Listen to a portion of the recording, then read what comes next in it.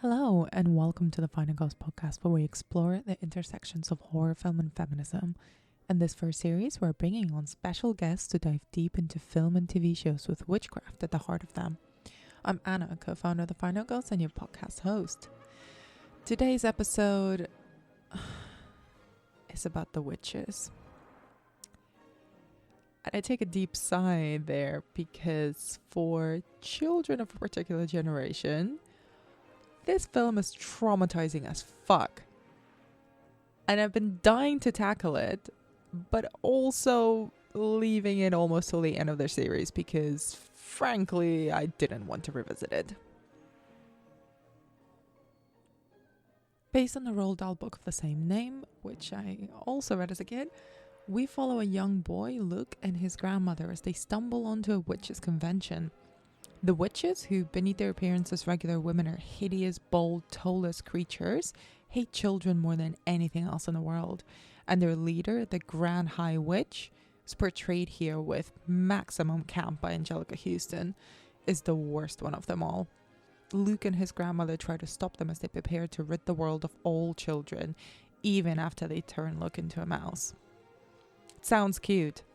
It isn't. The film is directed by Roeg, the filmmaker behind such works as Performance, Don't Look Now, and Bad Timing. And The Witches remains, frankly, just as disturbing a watch as an adult as it was as a kid. In this episode, I'm joined by the wicked smart Tara Judah, cinema producer at The Watershed in Bristol and frequent collaborator of The Final Girls, to dig into some of the reasons why this film, and Angelica Houston's performance in particular, really gets under your skin.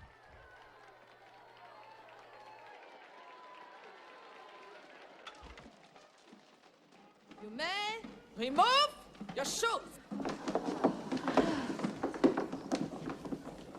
You may remove your wigs. The doors, are they locked and bolted?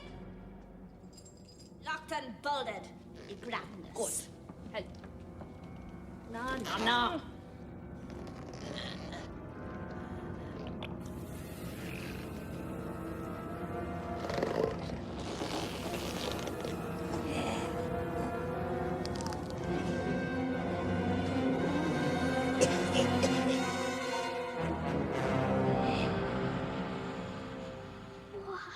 Witches of England. Your disgrace. Miserable witches. You're good-for-nothing worms. Everywhere I look,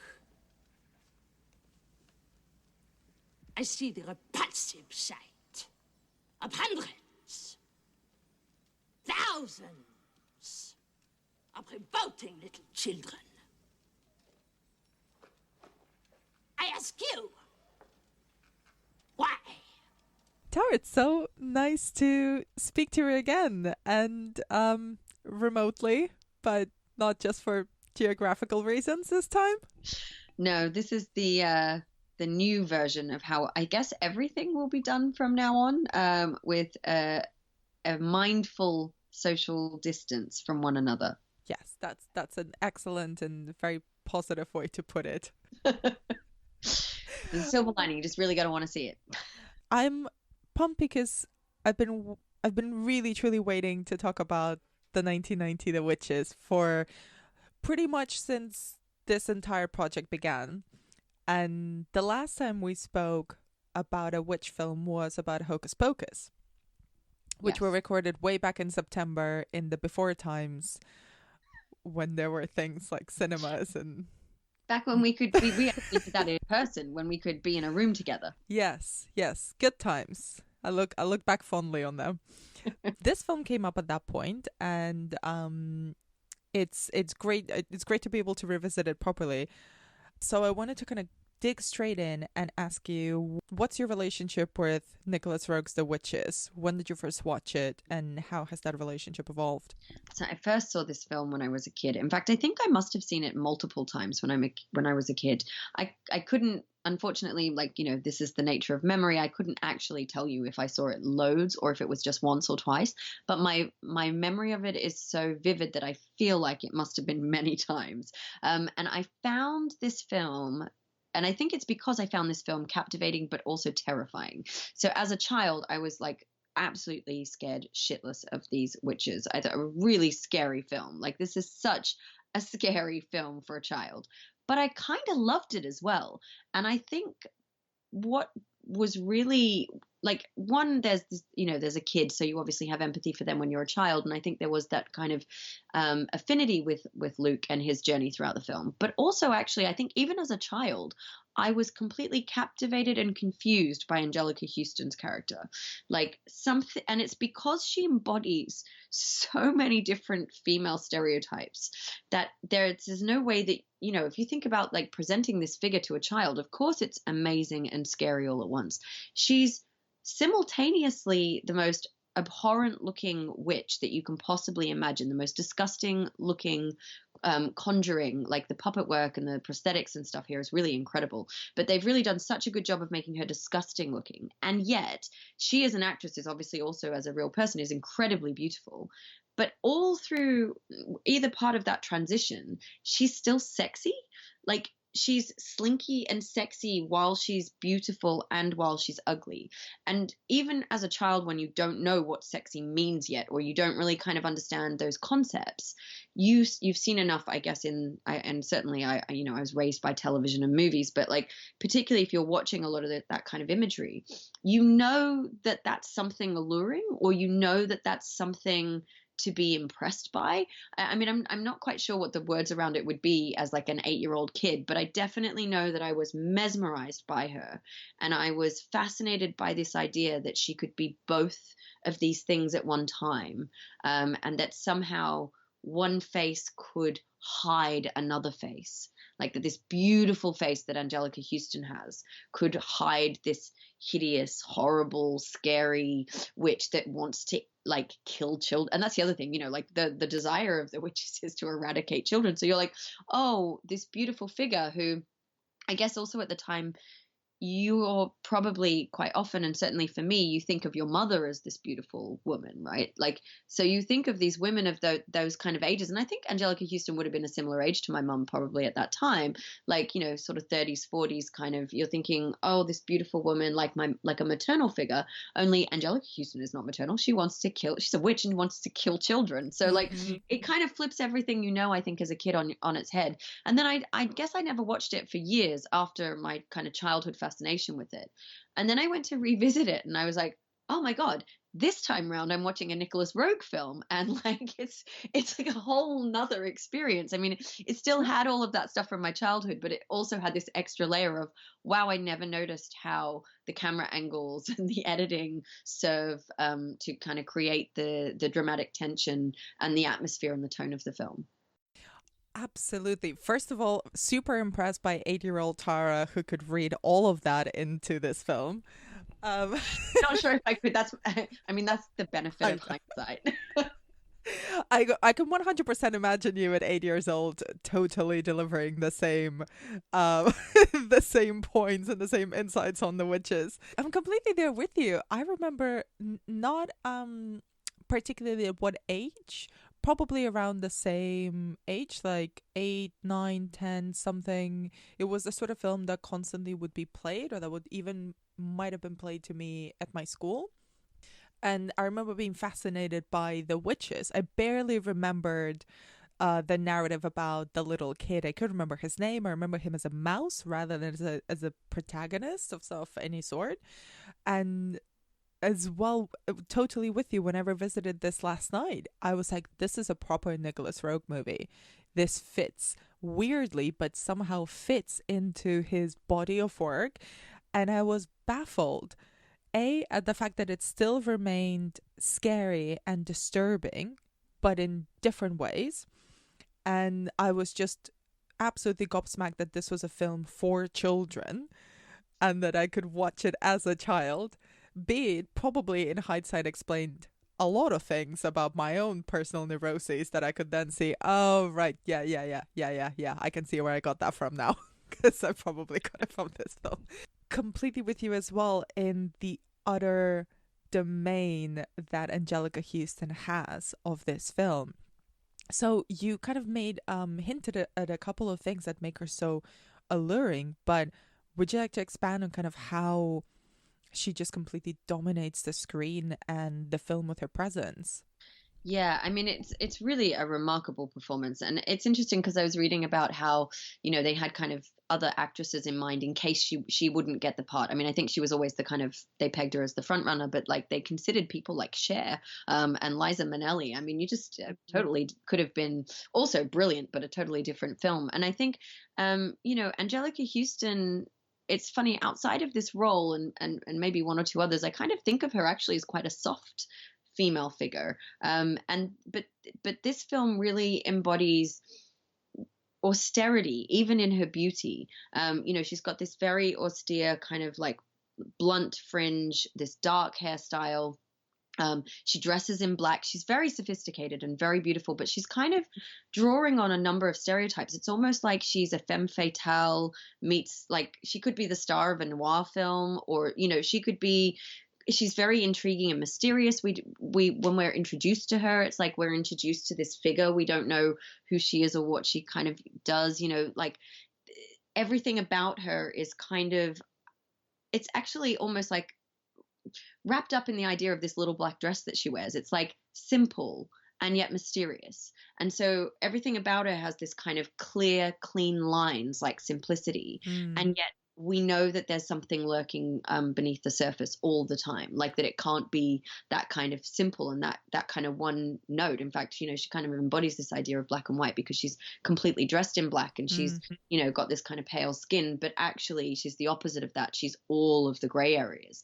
And so I really love the way that they kind of play with this idea of like, could she be a femme fatale? Is she this sort of like alluring woman? And why is she so sexually alluring when it's a children's film? I mean, I think that's interesting because also I read that Nicholas Roeg really insisted that she Yes.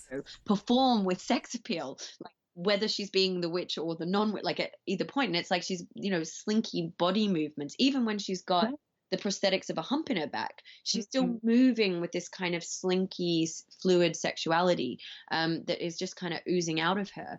Yeah, and the sexiness of her performance it's always there. She's wearing the high heel, she's fully made up with red lips, with these, I mean, it's a trait that all of the witches share in the film, but she's got this really piercing purple contacts, this kind of sexy foreign accent as well that she really hams up. And she physically towers over everyone else. And in a sea of pastel, kind of quite conservative clothing and kind of women who I think by design are made up to be much more naturalistic and much less attention drawing to each other, she stands out so much because everything about her seems so exuberant at the same time as quite simple. Like it seems out of place that she's all in black and just wandering in clippity-clappeting with her high heels and her stark bob and her really bright red lips. Yeah, and I mean, I think, that too, like those bright red lipstick, that kind of color of blood and lust and all of that sort of stuff. Like she's incredibly sort of iconically made up and classically made up, and this could be a kind of vampire look. Like, I mean, it really does span so many different sorts of genres and ideas. I think that it deliberately, kind of throws all those things up for you. But what's really fascinating is that, like you're saying, in contrast to the other women and the other witches in the film, is that actually the witches as a whole are portrayed as very dowdy and not beautiful and sexual. They are portrayed as looking, human and like women, but as women who are masking something much more sinister. So they're described as, they don't wear beautiful shoes or pretty shoes or pointy shoes. They wear these kind of square-toed shoes. They have gloves to kind of cover their hands. So they don't, even as women, we don't see them with like beautiful manicured nails or anything because they're hiding these like gross talons. So we see them in gloves. Everything's kind of hidden and kept in. And so and they wear wigs, they don't have natural hair. So all of that kind of stuff, which actually is from the source material from Roald Dahl's book, which I also read as a kid and also quite liked. But I think the film always stuck with me way more than the book. In fact, it's a really early example of when I enjoyed a film more than a book, but which is always the opposite for book people. But for me, it's always like, no, the film was better. And particularly The Witches, which, has its own reasons for being more memorable for me. But I think also that concept of in the book of these witches being almost like less beautiful versions of the humans that they're pretending to be. And so this is what's so fascinating about Angelica Houston's character. And I think Nicholas Roeg's direction is that he's deliberately picked a character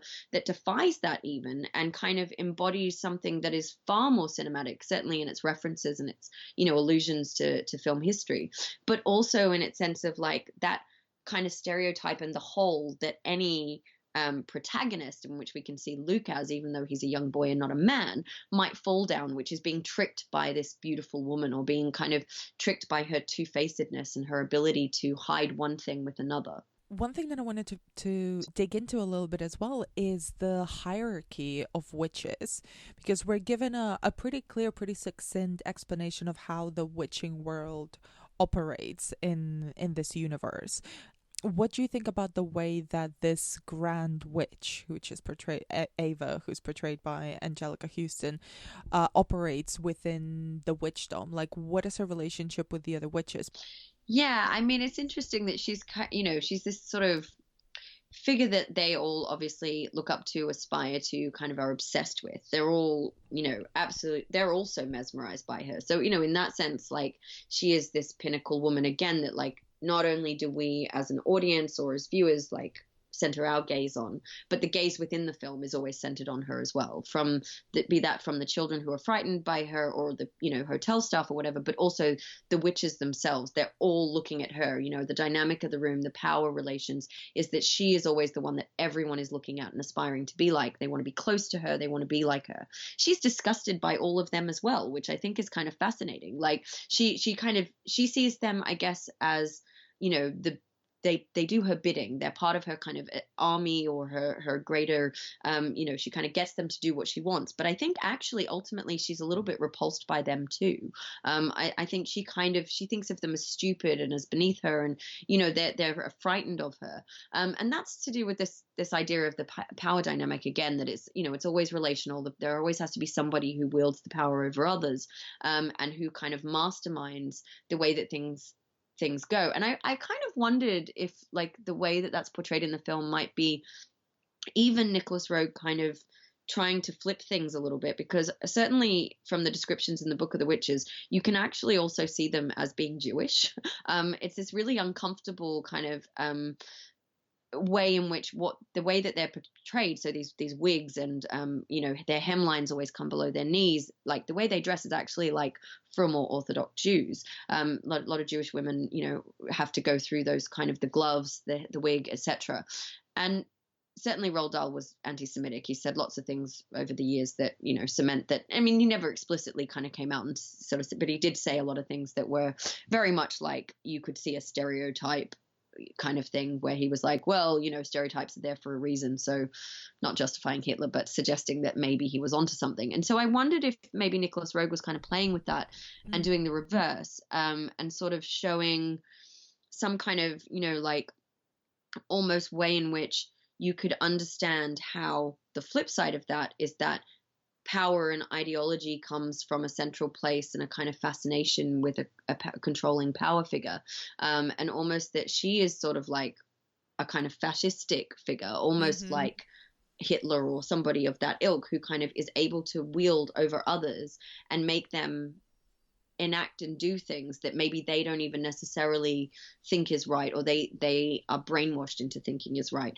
So there's this really weird tensions in the film that are kind of underlying it constantly, where it's sort of like playing with ideas of fascism, playing with ideas of kind of gross stereotyping, and it's weird because it actually has to, in order to kind of successfully make those work, it has to kind of imbibe them. So it actually participates and revels sometimes in those stereotypes. But I think there's definitely something more sinister and interesting kind of always bubbling beneath the surface about how those power dynamics work in this film. I mean, you're you're really putting the nail in the head on something that I definitely did not pick up as a child, but upon rewatching, I could see visual references and cues and perhaps even direction to some of the actors, especially Angelica Houston, on how to perform. That definitely, I think, alluded to some dictator speeches and kind of fascist rallies of kind of how to rile up an audience of acolytes, of political acolytes or religious acolytes. And that was actually one of the scariest elements of the film as an adult, even, and the fact that that imagery is so evocative and so terrifying all at once. And perhaps that's one of the things as well that stuck as a child, but thankfully we didn't have the language to articulate it at that time. But there's something that stuck to me, and I made a note of it as I was watching the film last night, of the idea of evil stereotypes, or the idea of stereotypes of an evil woman. And at one point when describing the High Witch in kind of this hierarchy of witches in the film, they call her the most evil woman in creation. And I wonder if you had any thoughts about what kind of stereotypes of an evil woman, and I'm using air quotes here, which is great podcast content, Nicholas Roeg draws on to create the characters of the witches. And the most explicit one of them is obviously Ava, the High Witch. Yeah, I mean, she is the embodiment, I guess, of all evil women. And in some ways, that's also what's kind of fascinating about this idea of like the concept of removing the mask, like this two-facedness that we have. One, that the mask is this beautiful actress's face, which actually is her real face. So the idea of that as a mask in itself is kind of an interesting provocation, and especially because it's a heavily made up natural face. So even though, like you said, some of the other witches maybe look a bit more kind of realistic, or they're made up and more naturalistic kind of base on their face, Angelica Houston's makeup is extremely performative. So even as a kind of natural, or even if we think about her as an actress or a real woman, that's kind of always undermined and taken away from us by this idea of the face as a canvas. And then in this film, the idea of the face as a canvas is literal, because it is a physical canvas that is removed, and it is a canvas that is drawn upon with the makeup. So we have this kind of idea of like evil women being women who wear makeup, which is something that goes all the way back. I mean, all the way back. Like Shakespeare has lines about this, like about two-facedness and makeup in like Hamlet, I think, in some of his plays. It's in Chaucer, like this idea of like kind of the duplicity of women, this idea of painting the face. So it's all the way through literary history. It's all the way through everything. This kind of idea that women are just naturally duplicitous by the fact that they enhance or change or kind of paint on something to the canvas of their faces. And so then that's taken a step further by this idea of like removing that face or that mask. It's like not just this idea of kind of a carapace where you can't kind of find your way in. You can actually remove it and find the thing underneath. And the thing underneath is the most hideous thing in stereotypes that they can imagine, which draws on this idea of stereotypical witches. You think about things like she looks a lot like the witch from Snow White. She has this kind of like big, again, it's kind of symbolism for can be read as symbolism for Jewish women, is this big hook nose. She has this wart on her nose. She has, the idea that like, even just things like there is hairs sprouting from her chin, or from, like the idea that women's faces shouldn't have hair on them. This kind of anything that is considered ill-grooming, or not kind of taking care of, or beauty, aging, the idea of dermatitis being wrinkled, or the kind of skin being affected in any way, so it being like raw or abrasive. And so you get the sense of this, like the prosthetics that they use is that it could be that it's a really old shriveled face, or it could be that it's scarred dermatitis as well. And this idea of scarring or physical scarring also somehow being something evil, because it's not young, it's not youthful, it doesn't have collagen in it, it doesn't have that kind of buoyancy that young skin has. So the skin itself, the way that we see the hair, the kind of blemishes, the warts, the the angles. I mean, even just the, it plays again on that idea of like high cheekbones are supposed to be something that we value as beautiful, but not if they're so pointy that you can see the bone. And, in this as well, she had prosthetics on her collarbone. And so the whole of her collar is really also like protruding. And it's this thing about being, women are supposed to be slender for that to be beautiful, but she's too skinny. Like we don't, there's this thing in the film of like, yeah, but not at the point where you can see the bones or that you get a hunchback because of it. You get this kind of hump or, that sort of thing. And so it is drawing on those kind of like,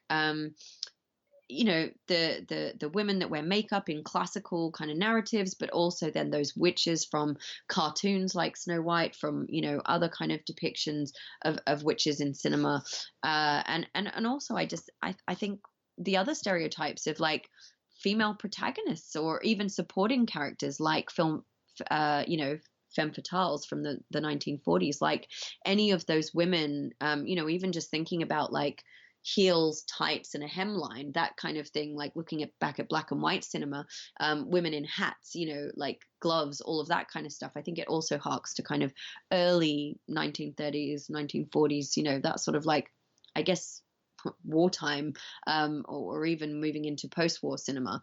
It definitely reminds me of the kind of lead female characters from that. So I think that there's a great wealth that Roeg is drawing on that's there in some of the material from Roald Dahl, but also that he's taking from cinematic history and the stereotypes that have been built since the book was written as well, even in the 80s. We mentioned it a few times before, but how do you think this film fits into the work of Nicholas Roeg? Yeah, I mean, this is the thing that you definitely don't notice as a child. Yeah. You can see when you're an adult, and it's wonderful about the way that you can reposition and revisit films is that they can, they can be what they were before and then something else on top of that. And what really struck me was in that convention scene where they're all in the room together. Yes. Is the camera angles. We get these incredible low angles looking up at the witches. We get really uncomfortable close-ups, like quite close-ups on people's really faces. Distorted close-ups as well. Yeah, this idea of the camera tilting or the camera being having maybe a fisheye lens, or the lenses he uses, the angles he shoots at, and the way in which that's all hastily kind of shot together. There's also a little bit of handheld cam in that sequence when Luke, the young boy, is kind of moving through the witches, like under their legs, ducking in and out, trying to escape them. And so those camera angles and those sort of like harsh and abrasive ways of looking at things, they remind you of his other work, of his editing and the way that he filmed in The Man Who Fell to Earth or Walkabout, or some of his other films. Don't Look Now. I mean, the kind of like, actually I think Don't Look Now, maybe that opening sequence, where we sort of like we see things and then it stops. And how he plays with time. I mean, Nicholas Roeg also played a lot with time in his cinematography. And I think that he does that in The Witches as well, is that we get these, it distorts time by using handheld camera, where we're kind of 1 minute we're messily rummaging through things, following a young boy on the floor, to like these really held poses from like really extreme angles. I mean, where you're very aware of like looking up at the power dynamic of the witch from the ground, or you're very aware of like looking very closely at like the kind of dermabrasion on somebody's face, or at the hairs poking out of their ear. And it's so that we can see that detail and extremely. But I also think it's so that he can play with this concept of cinematic time, because it does kind of confuse and disorient the viewer. And I think Nicholas Roeg does a lot of that in his films, to kind of almost wrong foot you, so that and then perhaps that's why it's so effective as a child, because you don't know that that's what he's doing or how it's being done. You don't understand that the language of cinema is being employed to make you feel that way. You just know that this is a very stressful scene, and that it's and that's absolutely comes across so incredibly well with like the kind of tone and atmosphere that's built. But actually it's down to the really successful mounting of those details and of a very, very clever craft. I do actually struggle thinking about this as a children's film, but I find it really interesting that this film is probably one of the most obvious examples of witches in cinema, whose entire purpose, whose entire raison d'etre seems to be to hate and kill children. I mean, even more than Hocus Pocus, I I couldn't see any kind of gain for them aside from just pure sadism. It was kind of a hate that was almost instinctive. They could not physically tolerate the presence or the existence of children. It's quite notable that the grandma in the film tells Luke that the cleaner a child is, the more they stink to a witch, and every time a child is in their midst, they're very, very visibly kind of cover up their noses and make all of these gross faces, like they're in front of the stinkiest little thing they have ever seen or smelled. And what did you think about this kind of relationship between these women and children? Because we're told from the very beginning witches can only be women. No warlocks exist in this world. And the thing that they hate the most, and we're never kind of explained why, is children. And it's almost comical. Like, it's taken to an almost comical degree, the way that that hate just consumes everything about them. And it's sort of tongue in cheek because their cover for this get together of the witches from all countries in the world is the Royal Society for the Prevention of Cruelty Against Children. Yeah. Which is fantastic. Yeah, I mean, it's quite amazing, actually. It's sensory, it's guttural, like they smell it, they're disgusted, they're actually physically disgusted, to the point of a sensory abhorrence to children.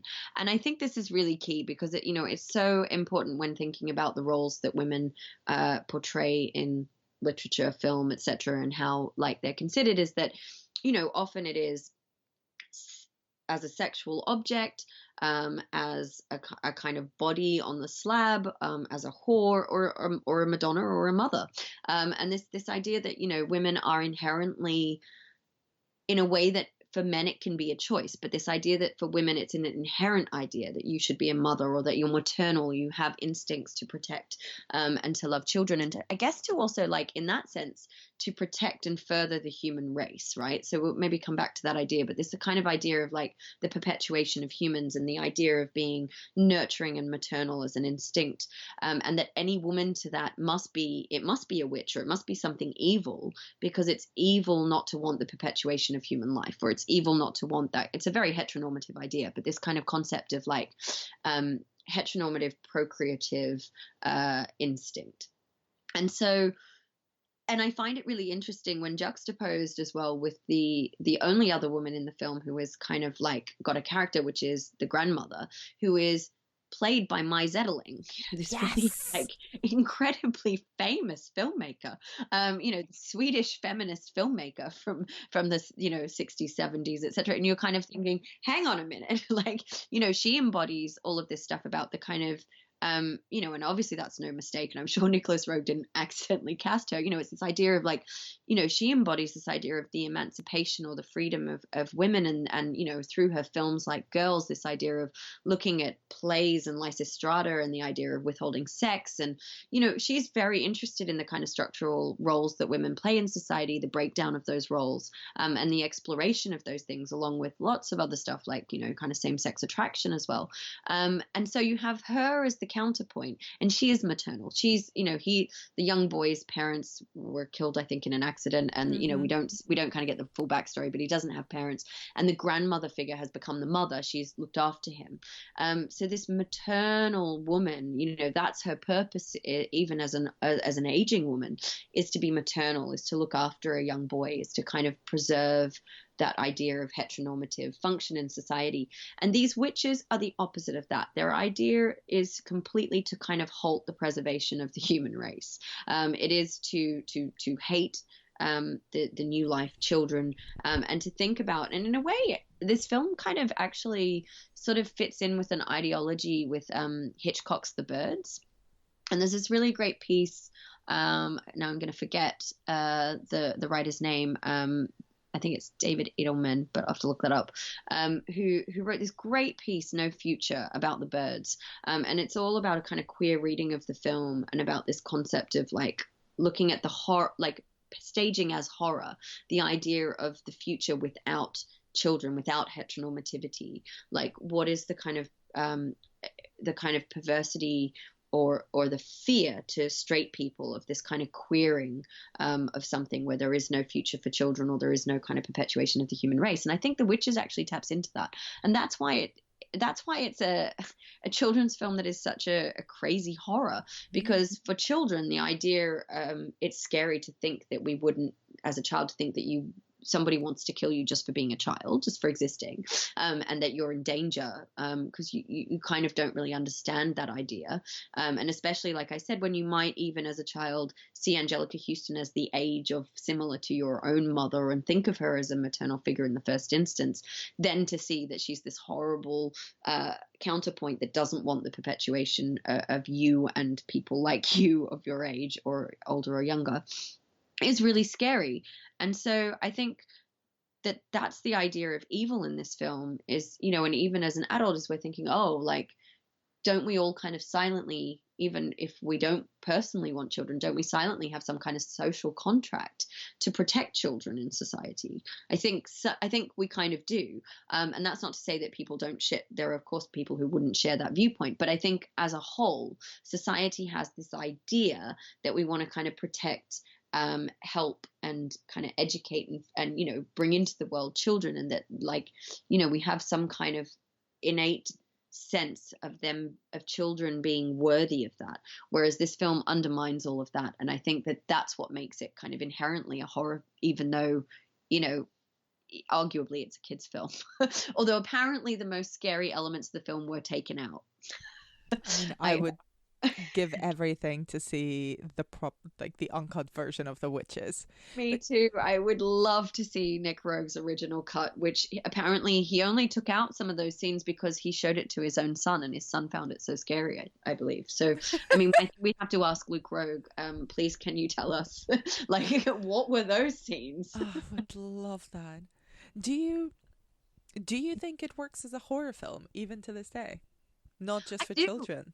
Yeah, no, I do actually. I think it does work as a horror film, and I think it's because of the filmmaking, and also because of the ideology that is in the film, because some of it is scary and sometimes dangerous.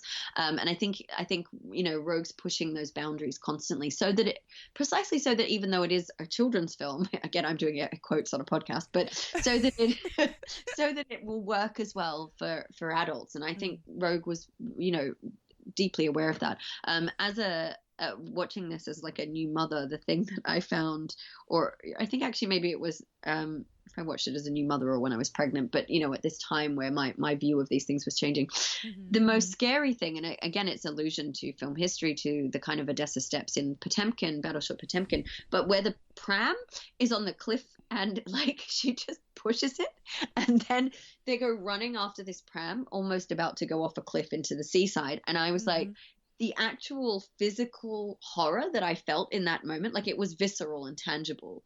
So I think that this film does work as a horror because it taps into so many things that, like, you're afraid of, like, as a new mother, like, just for a second not paying attention to your pram, and then it kind of going off, like, in this, reminding you of this horrible moment in Battleship Potemkin as well. I think, it just compacts so many things, references and ideologies into a moment that you can't help but feel them all really physically.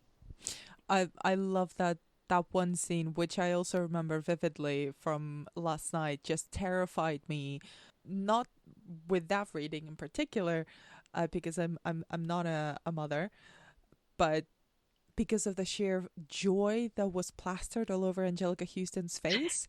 She was very much like the Joker in that scene. She just wanted to cause chaos, and she wanted to see the children, the mother, and all her witches run around and try to either grab the baby or grab Luke, and she just wanted to see the chaos and how much of it could she cause and delight in. The sheer delight on her face was terrifying to watch.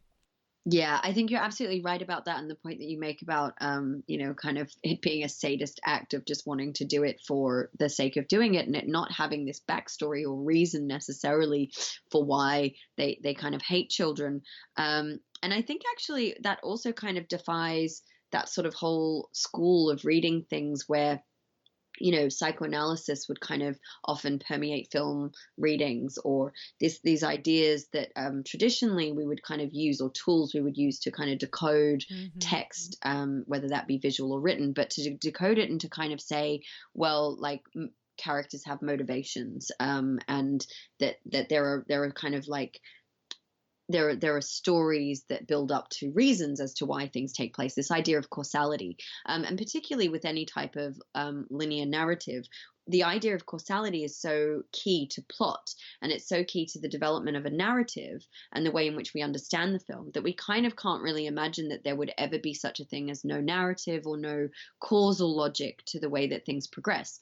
But again, if you take somebody like Nicholas Roeg and apply him to a story like this, he actually is used to playing with, again, space, time, playing with those kind of dynamics that for him, I think that also he kind of is able to ramp up that idea of causal logic not having any bearing, even though it is a narrative film. He kind of removes some of that causal logic and takes it away and sort of says, no, like we're going to definitely play up that angle of it being sadistic and about power and about the kind of embodiment of just chaos, like you say.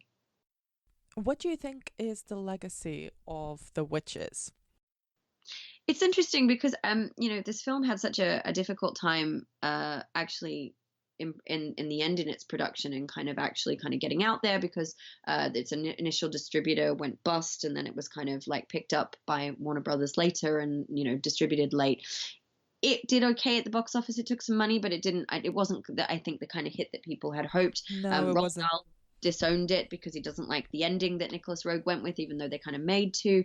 There was a lot of animosity between Jim Henson's company, and Roald Dahl during the kind of production process, and I think it's sort of fascinating because it found its place among kids of our generation. I think it, but that was on VHS, so it didn't kind of like get its cinematic justice or what it wanted, I guess, and it found its place with a lot of people of our generation.